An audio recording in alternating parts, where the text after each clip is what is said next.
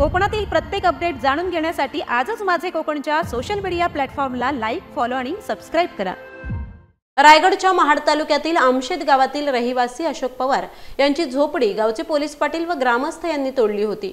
या संदर्भात पोलीस प्रशासन अनेक ठिकाणी लेखी निवेदन देऊन देखील पोलीस पाटील व ग्रामस्थांवर कोणत्याही प्रकारची कारवाई होत नसल्यामुळे महाड तालुक्यातील बेलदार समाजामध्ये तीव्र संतापाची लाट पसरली होती। बेलदार समाज संघटनेचे उपाध्यक्ष विनोद जाधव यांनी आम्हाला न्याय मिळावा यासाठी महाड येथे आमरण उपोषणाचा पावित्र्य हाती घेतला असता अखेर 4 दिवसानंतर तहसीलदार यांच्या लेखी आश्वासन देत झोपडी तोडल्याप्रकरणी लवकरच चौकशी करण्याचे आदेश देखील तहसीलदार यांनी दिल्याने सुरू असलेले उपोषण आता मागे घेण्यात आले। त्यावेळी उपोषणकर्ते यांना बेलदार समाज संघटना, वंचित बहुजन आघाडी, बहुजन युथ पॅन्थर, बहुजन सेना अशा अनेक संघटनांनी पाठिंबा दिलाय।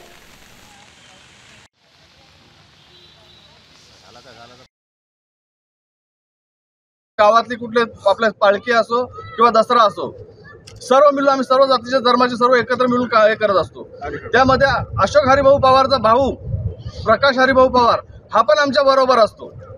पण हा अशोक हरिभाऊ पवार हा कधीही गावामध्ये एका जागी स्थिरावला नाहीये।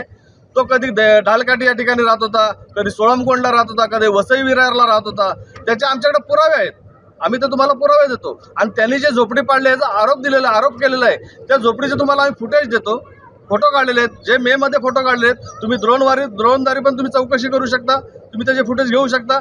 आमच्याकडे फोटो आहेत, त्यांनी कधी बांधली त्याची तारीख आहे, कधी पडली त्याची तारीख आहे, ती पण आम्ही तुम्हाला देऊ शकतो।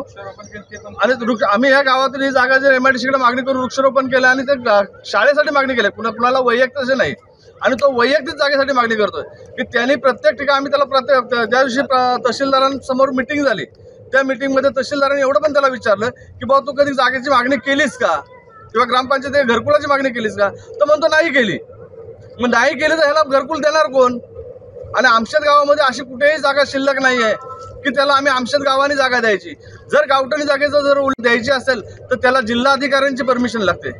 आणि तो ग्रामपंचायतवरती ब्लेम करतो किंवा पोलीस पाटील किंवा सरपंच बाईंचा मुलगा, आता सरपंच लेडीज असल्यामुळं तो मुलावरती ब्लेम करतो। म्हणजे गावातल्या प्रतिष्ठित नागरिकांना कुठेतरी अडकवायचं आणि गावाला बदनाम करायचं।